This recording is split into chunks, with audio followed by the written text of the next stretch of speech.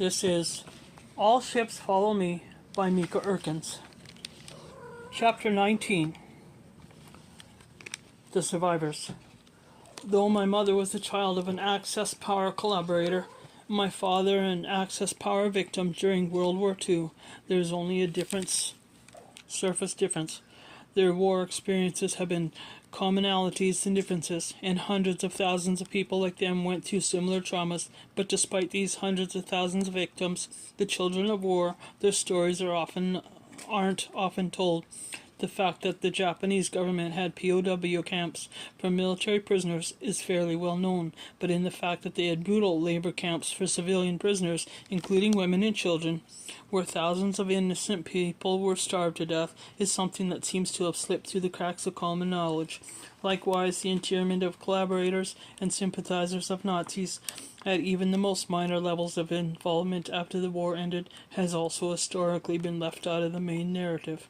What happened to the innocent children of these collaborators, the trauma that many of them underwent after the war, was never even considered for decades, and they were often too ashamed to call attention to the fact that they were struggling.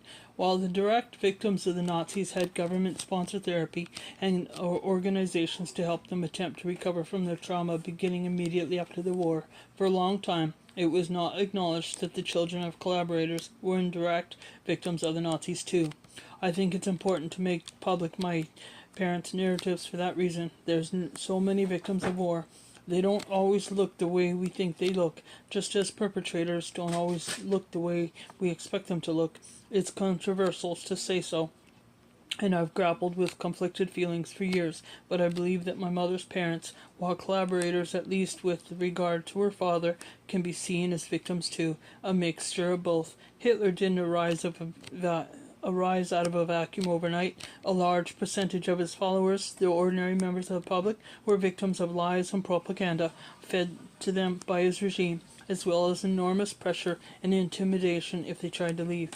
Later, they were victims of inhumane treatment as prisoners before they'd even been sentenced for anything. This is one way in which war isn't a zero-sum game where there are no shades of gray. The vast majority of people aren't all that good or all bad. Likewise, while I think colonialism was wrong and independent was right, I can sympathize with the individual colonial residents in Indonesia and recognize their loss in being ejected from the only home that generations of their families had known. Again, there is no black and white for me here, only a profound sense of sadness, the acknowledgement of which doesn't minimize the victim status of others. Most of all, recognizing this simultaneously realities underscores for me my absolute truth that war destroys everybody, regardless of sides, refusing to see the vulnerabilities and human flaws of perpetrators, at least at the level of those who don't directly carry out torture or murder, refusing to see them as human beings rather than cartoon villains, begs for a repeat of war. I write that with the full of knowledge of how difficult it is to do that and how my words may be misinterpreted and cause pain. Even at conclusion of researching this book, there is no clear moral resolution for me regarding my family history, and perhaps it's fitting that I learn to live in the shades of gray in the middle. As I write this book, political situations are developing across the globe, that challenge my own beliefs. There is a rise in white nationalism, and there are increasing attacks on immigrants and minorities in both the United States and other countries. People I know and care about have endorsed candidates in political positions that I find unconscionable. I struggle to find any understanding of their points of view. At the same time, though it's incredibly challenging for me, I know that simply writing them off as evil instead of trying to understand why they believe what they believe, and then pushing back against the ideology instead of a person, means I will never be able to reach them to change their minds. I recently watched a program that focused on the adverse childhood experiences test as a measure of how likely people were to have future behavioral issues. The test results reflect the level of childhood trauma of a subject. This is then used to provide trauma-informed care to address the behavioral issues. What stood me to what stood out to me was the notion that as a society we better fix behavioral problems when we are stop asking what's wrong with you and start asking what happened to you. It clarifies a cycle of perpetrator and victim, illustrates clearly the overlap that can exist between these labels. When looking at my mother's father, it helps me to view his behavior through this lens. Likewise, it helps me to view those who I see supporting dangerous ideology in today's political environment through this lens. NSB children today. Perhaps all of my mother's siblings, my Aunt Hanny, who was like a second mother to me, suffered the most from the war. As the eldest, she understood the most and felt the greatest responsibility. I hadn't realized how much it plagued her life until her death. After her death, her children gave me stacks of articles she had clipped out about the children of NSB members, stacks of newsletters of support groups for the children of collaborators called Recognition Work Group, and Child of Wrong Parents, and special issues of other magazines with titles like What Did You Do During the War, Mother? These are all resources for her that became available only when she was well into adulthood, decades after the war. I also learned that long before I visited the National Archives to see my grandparents' NSB dossiers, my Aunt Hanny and Uncle Pim, both deceased in the past decade, paid a similar visit and took notes, including of their thoughts on what they viewed. Their notes speak to the complicated pain of having parents who were on the wrong political side in World War II and show how this affected the psyches of that generation of NSB children. Some 200,000 children of NSB members never received any psychological care after the war, nor were they considered victims at that time. But my uncles and aunts' written notes give us another perspective, as my uncle recounts their discussion in a cafe after reading the dossiers of their parents. The first feeling that came up in us was glad that we no longer live in that period. It was an incomprehensible morass in which it was hard to make the right choice, and our parents didn't succeed in doing so. Naivety played a role in their choices in the political arena. We think the punishment was quite severe for their offenses. On the other hand, we have to remember that in 1945, the situation was chaotic and internment may have saved political delinquents from lynch parties. The second generation is made up of the children who have been handed the bill. First, through the fact that our family was torn apart. In addition, we suffered from the fact that on this hand we felt loyal to our parents, but on the other hand to the victims of the political system that they chose. As far as we are concerned, the bond with our parents remained, even as we, retrospectively, don't endorse their political views.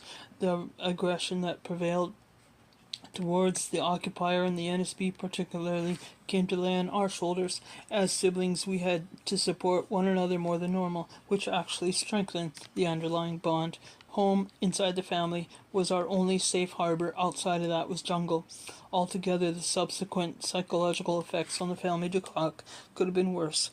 From recent documents on NSB children, we learned that others suffered even worse than we did. It seems as though this visit to look at our family history was a final step in integrating our past into our present lives. From this moment forward, we can continue down the track without Gordian knots and with some life lessons. In the Netherlands, there had been a new movement in the last couple of decades to speak openly about what was done to the families of NSB members after the war. Dutch books such as Wrong and No Good, published 2010 by Koos Groen, along with documentary films featuring interviews with children of NSB party members and allies of the German occupiers who tell shocking stories of deplorable treatment, had only recently started to appear as the country finally seems ready to talk in a more nuanced way about a deeply painful and traumatic period in their history. In an article for the Historisch Nieuwsblad titled The Last Taboo in the Netherlands, NSB Children, Bas Kromhout wrote, "Many children of parents who were wrong during World War II feel themselves as outsiders in Dutch society.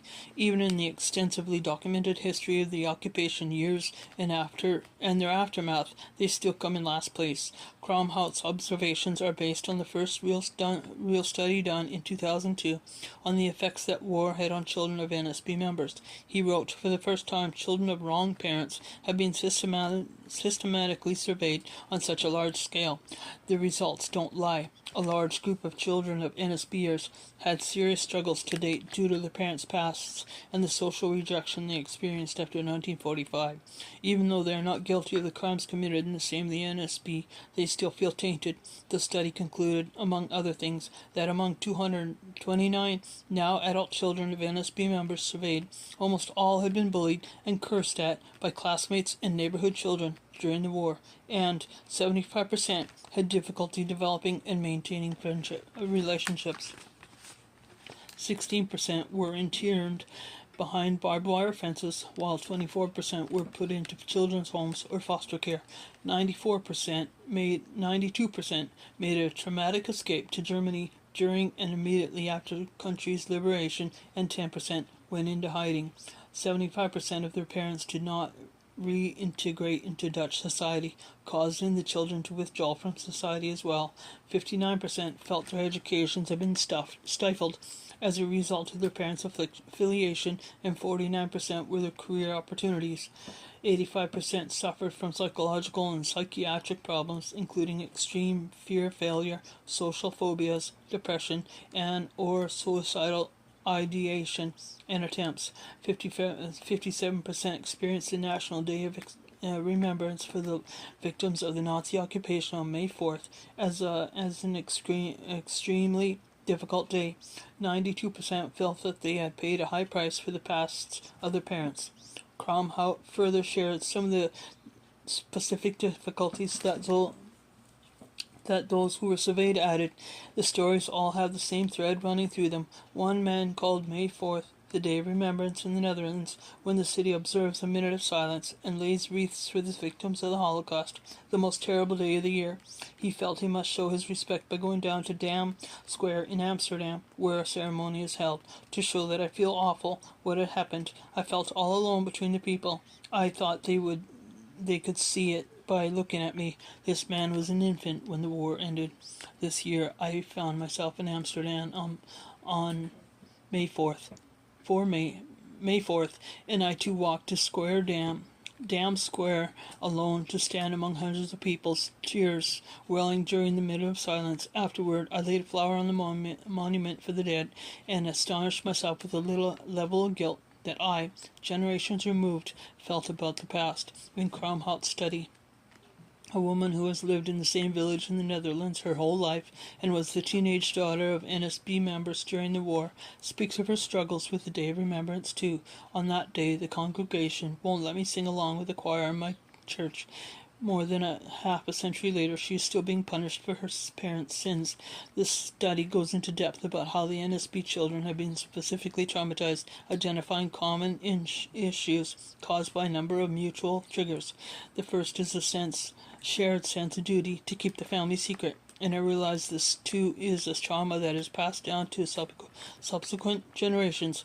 I am breaking the taboo by publicly acknowledging our family history, but for decades I didn't dare talk about it. I remember the classmate who said all people who had anything to do with the Holocaust should have been killed, and recall my secret shame. When I began working on this book and submitted my application to an artist's residency, I wrote that if chosen, I would be working on a book about my father's internment in a Japanese concentration camp and my mother's experiences in Nazi-occupied Holland. I deleted the last half of that line and inserted experiences as the daughter of Nazi sympathizers in WW2 Holland. The cursor blinked. My stomach nodded. I deleted that line, inserted experiences in an orphanage after her parents were arrested as Nazi sympathizers in Holland, WW2 Holland. I deleted that line, inserted experiences in Nazi-occupied Holland. My cursor blinked at me. Liar, liar, liar. Why couldn't I just write it? The second common Trauma among the children of NSB members is the often inadequate warehousing of these children while their parents were interned. Many, like my mother, went to children's homes or foster care, but a number of them were also interned in camps. The separation from their families as well as mistreatment and hunger after the war affected many NSB children. In addition, most families experienced financial ruin, like my mother's home.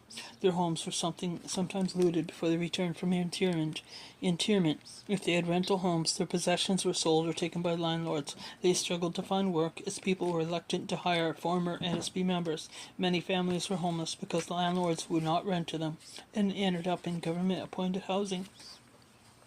The ensuing poverty resulted in tangible trauma for many of the children. My mother's family was comparatively lucky to get to live in the summer cottage in Hoog Soren, and my grandfather went very lucky to get a job in Amsterdam, though he would not be allowed to teach again. The fourth common traumatic experience identified in the study is an institutional rejection. Children of NSB parents experience bullying, but report that their teachers and the other children's parents did little to stop it. In a few cases actually joined in. Church congregations and groups could also be very harsh towards NSB families. One of the respondents reported that in his Sunday school, NSB children had to sit apart from the rest, and at Christmas they got nothing. Generally, the understandable anger in the community after the occupation simmered for years, and this was made evident in the open hostility an NSB family could expect in stores, schools, churches, places of employment. The nuclear family often became the only place of security and society outside, as my uncle articulated it, a jungle they should fear. Internally, families also became volatile as parents dealt with the stresses. Parents fought, placing blame on each other for their political choices. Parents sometimes emerged from the internment camps for political delinquents with PTSD symptoms if they had been tortured, and the children were also the victims of this if their parents who returned after serving their sentences were not the same parents they remembered. Today we will see the shame and the guilt of family members of those on the wrong side of history, for whom the war is still very present. In the past couple of decades, they are occasionally interviewed for news programs in the Netherlands, sometimes that would not even have been done even 40 years ago. NSB children, now elderly, dissolve their tears as they recall their childhoods as the objects of loathing, being teased by both children and adults alike, and not having any way to reconcile their love for independence on parents who were deemed evil by their communities. In 1981, the first support group for the children of NSB members were established. Word Group Herkin Recognition Workshop, though it would not be acknowledged as legitimate till the mid-1990s, according to their website. I know my aunt got great comfort from her membership in the group. In 1988, more than 40 years after the end of the war, the first child of an NSB member was interviewed on national television without concealing her identity, and thus began a serious conversation about the real war trauma this overlooked group of people had experienced. To this day, there is still debate in the Netherlands, with some people expressing outrage over the notion that the NSB families could be labeled as victims, but in general, the public had begun to take a more nuanced look at the evident events of the war and the mistakes made in the post-war quest for justice. Former POWs of World War II, Japan today. The survivors of WW2 are thinning as the generation that experienced it firsthand enters old age. The newsletter for the survivors of my father's camp has faltered as the president and members pass away. Years ago, when I began searching my father's war experiences, I attended a reunion of survivors and got excellent information from them. They all told me how surprised they were to see a young person there. Survivor after survivor told me, my kids don't really want to know about it. They all told me how surprised they were to see a young person there. Survivor after survivor told me, my kids don't really want to know about it. They wrote about my visit in the newsletter. The Bangkonger and the president of the group occasionally sent me memories from the camp. He told me how touched he was that somebody was going to tell their stories. He died before his story could be shared, as did a number of the men I met at that reunion. I can only hope that the promise of sharing my father's story, and by proxy theirs, gave them some comfort, because for most of the years following their interment, the world didn't seem to know or care. A 2008 report of the Global Law Research Center for the U.S. Law Library of Congress on Japan's World War II forced labor compensation cases states Japanese courts have been dealing with post-WW2 compensation cases from foreigners since approximately 1990. In the cases of POWs, forced labors, and comfort women, some lower courts have awarded compensation, but most of them have not. In 2007, the U.S. Supreme Court decided the outcome of most of the cases when they ruled the victims of the Japanese war crimes during WW2 have no recourse to restitution because of the San Francisco Peace Treaty signed by 48 Allied nations on September 8, 1951. The treaty officially brought hostilities with Japan to an end, but with it, the Allied nations signed away their rights to legal justice for their citizens who have been affected by Japan's war crimes. Further, Japan maintains that reparations are already made per the treaty. Japan had paid £4,500,000 to the Red Cross, it claimed, to compensate civilian POWs. This money, a paltry sum to cover all the global victims, never made it to the individual POWs, as it was used by the Red Cross for its operations, including repatriating the POWs. Furthermore, according to historian Linda Goetz Holmes, these funds were not Japanese government funds, but several $1 million of relief funds contributed by the governments of the United States, United Kingdom, and Netherlands, and sequestered in the Yokohama Specie Bank by the Japanese government during the final year of the war. Article 14 of the treaty further states that Japan acknowledges that it should pay for the damage and suffering caused by it during the war, but that it is unable to pay and maintain its economic stability. It states that Japan will enter negotiations with countries affected by its occupation to compensate for the cost of repairing the damage done. Again, no money from these actions made it to the POWs like my father, but Japan considered its obligations met with the San Francisco Peace Treaty, and yet, beginning at 1994, the first cases were filed against Japan for restitution to the people who had harmed. Per the Congregational Report, the first Western POW case was filed in 1994 in Japan. In this case, Dutch POWs and civilian internees sued the Japanese government, seeking damages for their suffering while they were detained by the Japanese military in Indochina during World War WW2. My father was part of this class of plaintiffs. This began many years of debating semantics.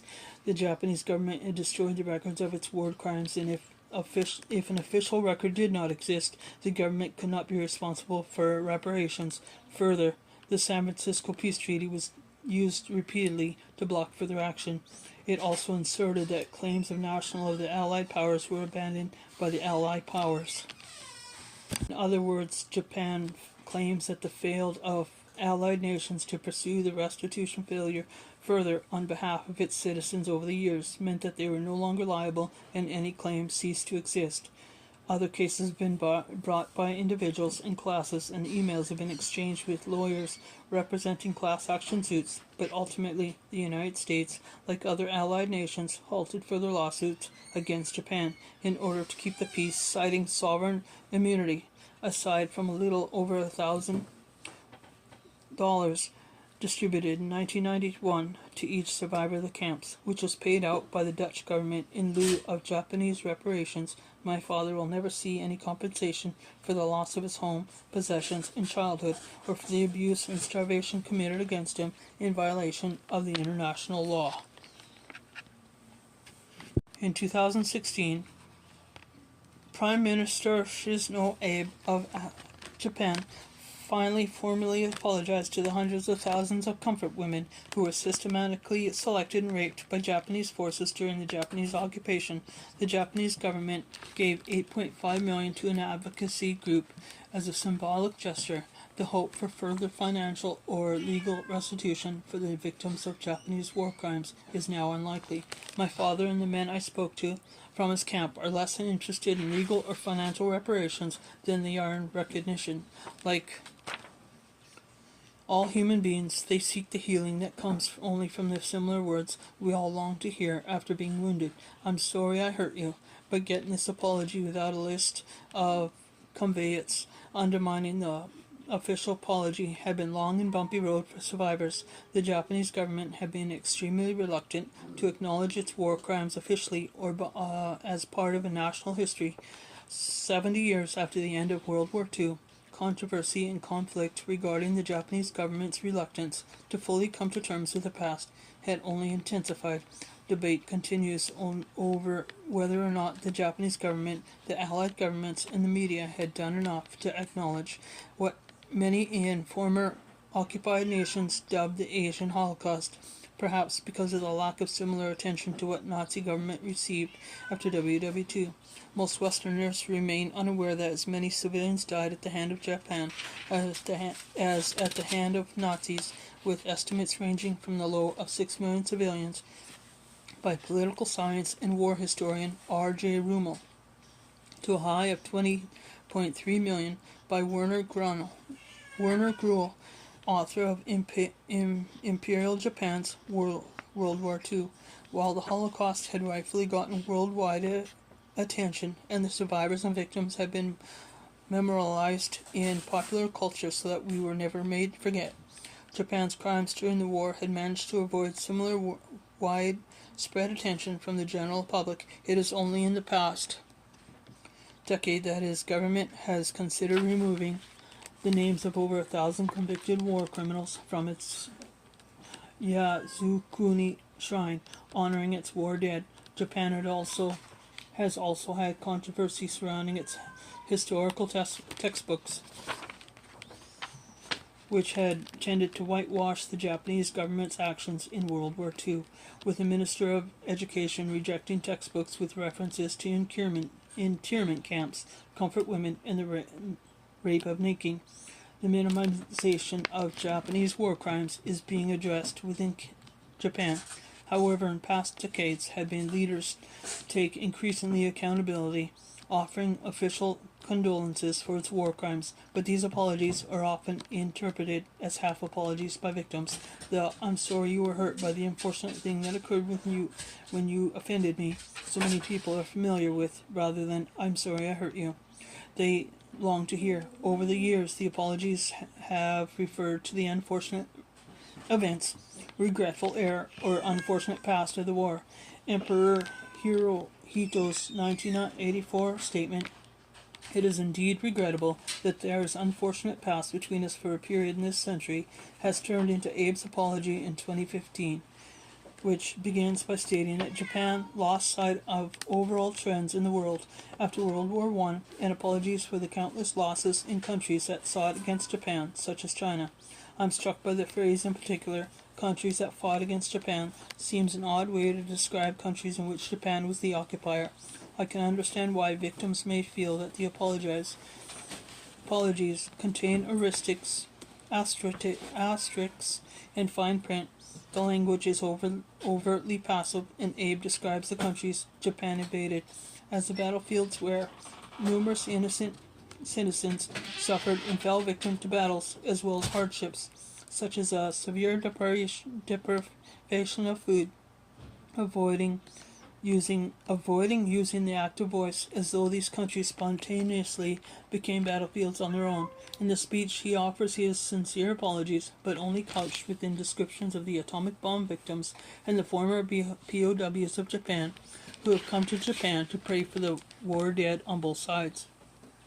Of course, the United States was guilty of similar resistance over the decades, with Barack Obama being the first American president to officially pay his respects to Japanese atomic bomb victims with a visit to Hiroshima, paying paying respect is not having assigning heroes and villains or creating two sides, but about acknowledging the losses of innocent people caused by war.